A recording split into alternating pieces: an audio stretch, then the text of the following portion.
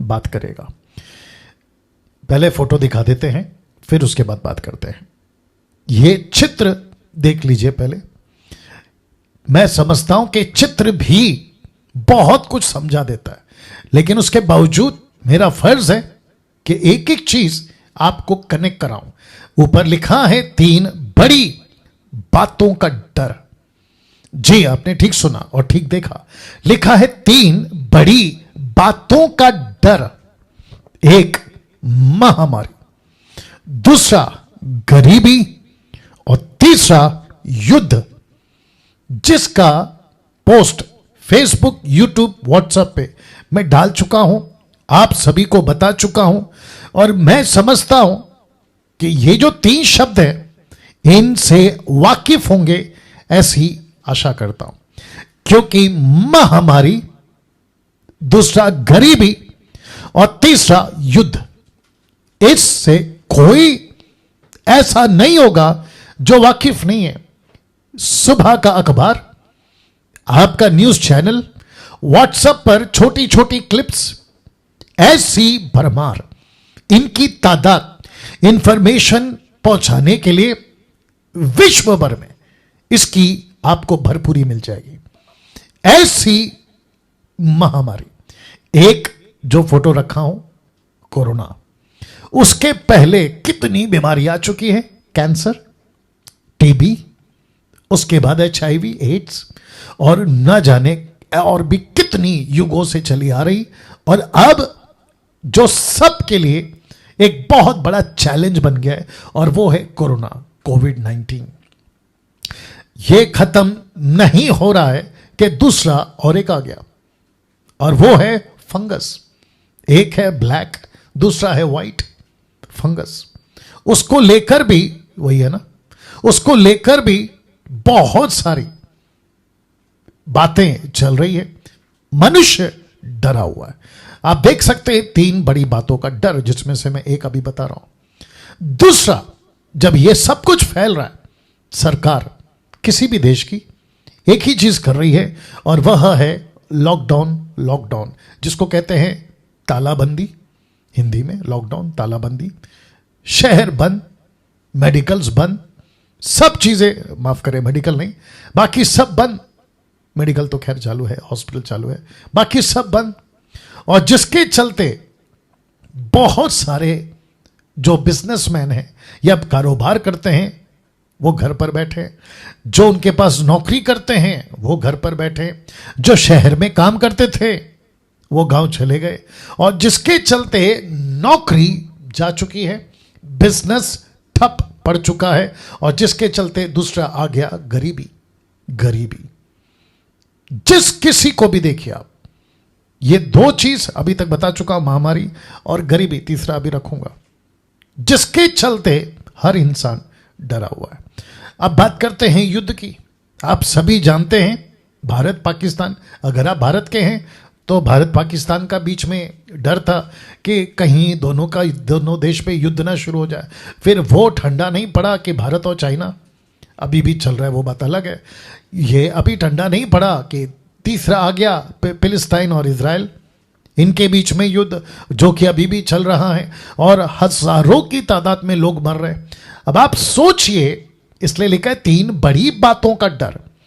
इन सभी के बीच में जो अभी करंट 3 बातें आपके बीच में रखा हूं, हालांकि बहुत है, नशा है, भ्रष्टाचार है, नक्सलाइट है, आतंकवाद है, वो अलग विषय, लेकिन अभी ये 3 बातें मनुष्य के लिए, इंसानों के लिए एक डर का कारण बन गया, डर का कारण बन गया।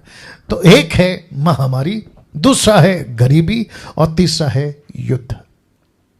अब ऐसे टाइम पर देखिए, और एक चीज कनेक्ट कर देता हूं। एक वक्त था, मैं समझता हूं, एक वक्त क्या, 2 साल पहले, 2020 आने तक, 2 साल पहले 2019 तक कैसा था माहौल पता है? किसी भी धर्म का माहौल कैसा था पता है? खाओ पियो मजा करो। क्या था? खाओ पियो मजा करो, खूब पैसे कमाओ, अय्याशी करो, रात को पब, डिस्को, थिएटर्स, नशा, ड्रग्स, और न जाने किस किस तरह की पार्टियां। यह था ना जीवन। और सड़कों पे युद्ध, लड़ाई, किसी ने कार को ओवरटेक किया तो उसके ऊपर लड़ाई, पड़ोस में पानी को, बिजली को लेकर लड़ाई, और ना जाने ऐसी कितनी बातें को लेकर युद्ध सड़कों पे। और उसके चलते लोगों का दिमाग क्या था? बस खाओ पियो मजा करो और अपनी जिंदगी जियो, खूब पैसे कमाओ, देश में घूमो, विदेश में घूमो। लेकिन जैसे ही 2020 का मार्च आ गया, 2020 मार्च फिनिश, सबको घुटने पे लाके डाल दिया इस एक बात ने, जिसको कहते हैं महामारी। और यह सिलसिला तब से लेके अब तक चल रहा है, और आगे भी नहीं पता कि क्या कुछ होगा और कैसी बातें होगी। आप जानते हैं, इन सभी के बीच में एक मैसेज आप सभी के लिए लेकर आया हूं। आज का मेरा टॉपिक, आज की मेरी बातें मसीह समाज और गैर मसीह समाज दोनों के लिए है। जो यीशु को मानते हैं उनके लिए, जो यीशु को नहीं मानते, आप हिंदू हैं, मुस्लिम हैं, बौद्धिस्ट हैं, जैन हैं, आदिवासी हैं, आप जो भी धर्म के लोग हैं, आप सभी के लिए भी आज का मैसेज है। तो ऐसे टाइम पे जहां महामारी है, ऐसे टाइम पे जहां गरीबी है, ऐसे वक्त में जहां युद्ध चल रहा है, और जिसको मैंने लिखा है कि 3 बड़ी बातों का डर, ऐसे टाइम पे जानते हो यीशु क्या कहता है? जिसको मैंने लिखा है कि जानिए बाइबल क्या कहती है, जिसको मैं 30 साल से पढ़ रहा हूं। यीशु ऐसे टाइम पे आप सभी के लिए एक शब्द लाए हैं, एक बात लाए हैं। क्या है? आपके बीच में रख रहा हूं। यूहन्ना की किताब उसका 14:1, the book of John, gospel book of John, chapter 14 verse 1, लिखा है तुम्हारा तुम्हारा मन व्याकुल ना हो। अब इसी कड़ी में, क्योंकि चैप्टर और वर्स और बुक्स तो 16th सेंचुरी में आया, लेकिन जब लिखा जाता था तो ना तो चैप्टर होता था ना वर्स होता था। जिसने लिखा है उसका नाम जरूर होता था, क्योंकि वो उसकी तरफ से आया, तो यूहन्ना ठीक है। लेकिन इसी कड़ी में आगे बात करते करते यीशु ने क्या कहा? क्योंकि टोटल एक ही लाइन में बात आ रही है। यीशु कहता है मैंने संसार को जीत लिया है, या ये जीन आ गया है, ना के ता के जगह पे ना आ गया, जीत लिया है। ओके, इसको ठीक कर देते हैं जल्दी से, क्योंकि हिंदी ट्रांसलेशन का चक्कर है। तो या आ गया, ठीक हो गया, या जीत लिया है। तो एक कहता है तुम्हारा मन व्याकुल ना हो, और दूसरा कहता है मैंने संसार को जीत लिया है। जीत। अब आप सोचिए, यीशु कहता है तुम्हारा मन, कब? ऐसे टाइम पे, ऐसे टाइम पे, ऐसे टाइम पे मन व्याकुल ना हो। तो मैं समझता हूं कि पंजाब, गुजरात, महाराष्ट्र, उसके बाद में कर्नाटका, तेलंगाना, आंध्र प्रदेश, रांची झारखंड, कलकत्ता बंगाल, लखनऊ उत्तर प्रदेश, बिहार, यूपी, ये सारे चीजें, और साथ ही साथ भारत के 29 राज्य और पड़ोसी मुल्क Pakistan, Nepal, Africa, UK, USA, जहां कहीं से भी दुनिया के 790 करोड़ 7.9 बिलियन पीपल, 790 करोड़ को यह कहना चाहता हूं कि यीशु कहता है तुमसे तुम्हारा मन व्याकुल ना हो। दूसरा कहता है मैंने संसार को जीत लिया है, मैंने संसार को जीत लिया। यीशु कहता है मैंने संसार को जीत लिया। ऐसा वचन जब आपके पास पहुंच रहा है, जहां चारों तरफ डर है, यीशु मुझे यानी डैनियल राज को अभी कह रहा है डैनियल तेरा मन व्याकुल ना हो। क्यों? क्योंकि मैंने संसार को जीत लिया। मैं यही संदेश यीशु का सेवक होने के चलते, उसके राज्य का प्रचारक होने के चलते, जिस किसी तक मेरी आवाज पहुंच रही है उन सभी को कहना चाहता हूं कि सर आपका मन व्याकुल ना हो और मत डरो। क्यों? क्योंकि यीशु ने संसार को जीत लिया। आप डर गए हैं सर, आप भयभीत हो गए। मैं अविश्वासियों की बात कर रहा हूं। मसीहियों के पास तो पता है ज्यादातर मेरा जोर आज अविश्वासियों की तरफ है। अब डर गए हैं, अब डर गए हैं। मैं न्यूज़ देख रहा था अभी, क्योंकि मैं आजकल न्यूज़ देखता हूं। जो रेंटेड लोग हैं ना, जो भाड़े के घर पे रहते हैं, उनको घर से निकाला जा रहा है ये कहकर कि आपके पास में कई महीनों का रेंट आपने नहीं दिया, घर खाली करो। बच्चे यानी कि जवान होने के बाद बुजुर्गों को घर से निकाल रहे हैं। दूसरा, अगर मोहल्ले में या फिर उनकी कॉलोनी में ऐसी न्यूज़ आती है कि इसको पॉजिटिव था, इसकी रिपोर्ट पॉजिटिव आई है, ये कोरोना से ग्रस्त है, बीमारी से, तो ऐसे व्यक्ति को भी सोसाइटी से, कॉलोनी से, घर के पड़ोस वाले निकाल दे रहे हैं। उनके लिए दरवाजा बंद। मुझे एक फोन आया था, मसीह का फोन आया था, लखनऊ से फोन आया था, अगर वो लोग देख रहे हैं। कहा था कि पास्टर डैनियल, जो घर पे हम रह रहे हैं, उस मकान मालिक ने, ओनर ने, एक तो लाइट बंद कर दी, दूसरा लिमिट क्रॉस कर दी, उसने पानी बंद कर दिया।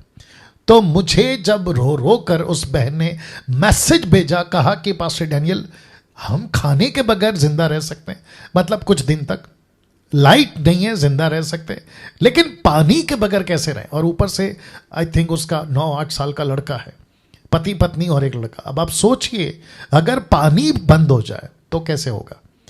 ऐसी हालत में मसीहों से भी, ऐसी हालत में अविश्वासियों से, मतलब जो मसीह को नहीं मानते, उन सबको कहना चाहता हूं, तुम्हारा मन व्याकुल ना हो। क्यों? क्योंकि यीशु कहता है मैंने संसार को जीत लिया।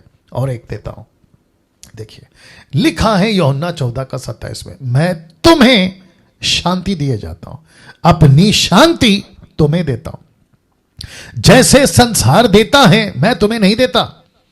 संसार क्या देता है? एक सेकंड दीजिए जी। संसार क्या देता है? आपके बीच में रख चुका हूं जी। महामारी है, डर का माहौल है, युद्ध है, नफरत है, बैर भाव है, यह सब कुछ है। यीशु कहता मैं तुम्हें नहीं देता, मैं तुम्हें नहीं देता। एक सेकंड और दीजिए, मैं तुम्हें नहीं देता। नीचे की लाइन बहुत इंटरेस्टिंग है। कहता है तुम्हारा मन ना घबराए, और लिखा है ना डरे। वाह, क्या सुकून, क्या कंफर्ट, क्या तसल्ली। यीशु कौन है? माय गुडनेस, यीशु कौन है? इस पृथ्वी का रचयिता, कर्ता, धर्ता, स्वामी, राजा, महाराजा, सब कुछ। ऐसा यीशु कहता है, वापस रख रहा हूं, ऐसा यीशु कहता है, कहां गया? ऐसा यीशु कहता है तुम्हारा मन व्याकुल ना हो, मैंने संसार को जीत लिया है। और फिर आगे कहता है तुम्हारा मन ना घबराए और ना डरे।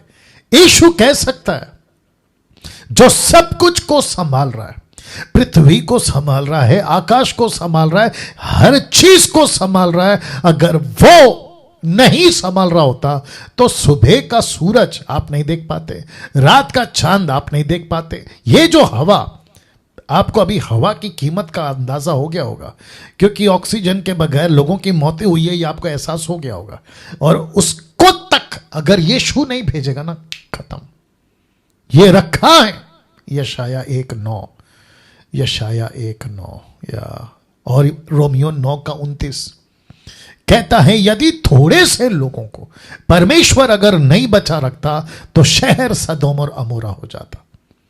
तो फिर से कहता हूं, आपको सुकून कैसे टाइम पे, कैसे टाइम पे, ऐसे टाइम पे आपको सुकून मिलेगा। यीशु कहता है मत डरो, तुम्हारा मन ना घबराए। जहां चारों तरफ महामारी है, गरीबी है, युद्ध है, ऐसे टाइम पे यीशु कहता है तुम्हारा मन व्याकुल ना हो। और दूसरा कहता है मैंने संसार को जीत लिया। The book of John chapter 14:1, John 16:33।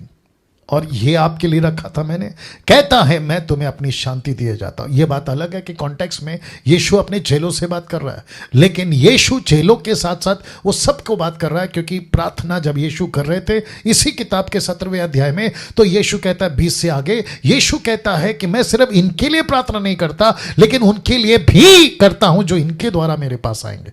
सी, तो इसका मतलब है कि यीशु ने चेलों से भी कहा, मुझसे कहा, आपसे कहा, जो सुन रहे हैं और जो सुनेंगे उन सब से कहता है कि मैं तुम्हें अपनी शांति दिए जाता हूं, अपनी शांति तुम्हें देता हूं, जैसा संसार देता है वैसा नहीं।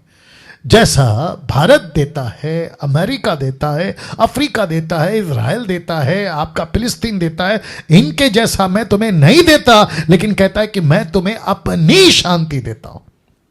कैसे टाइम पे? ऐसे टाइम पे जहां ये तीन चीजों का डर हर इंसान को सता रहा है। तो लिखा है तुम्हारा मन ना घबराए और ना डरे ना। आप जानते हो जब यीशु इस पृथ्वी पे थे तो चलते चलते सड़कों पे, नगरों में, पहाड़ों पे, गलियों में एक ऐसी बातों को कर गए जिसके चलते लिखा है, हे सब परिश्रम करने वालों, बहुत से दबे लोगों, मेरे पास आओ। लास्ट का लाइन देखे, मैं तुम्हें विश्राम दूंगा। जब यीशु इस पृथ्वी पे थे, युद्ध तब भी था, राजाओं का काल था, वो राजा लोग रहते थे, युद्ध तब भी होता था, रोम थी, हेरोदेस था, पायलट था, ये सब थे। उस वक्त में भी डाकू थे, उस वक्त में भी भ्रष्टाचार होता था, अकाल तब भी पड़ता था, महामारी तब भी फैलती थी, दुष्ट आत्माओं का अंधकार का राज्य तब भी था। तो ऐसे टाइम पे यीशु ने कहा कि मैं तुम्हें विश्राम दूंगा।